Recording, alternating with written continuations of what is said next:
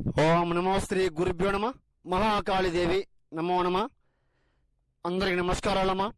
YouTube మిత్రులకు శత్రు నాశనము, మరణము, కణదుష్ట ప్రయోగము, మరణ తాండవము, దిగ్బంధన వారణము, శత్రు సమస్యతో బాధపడే వాళ్లకు, శత్రు బారిలో పడి ఇబ్బంది పడే వాళ్లకు చెప్తున్నానమ్మా.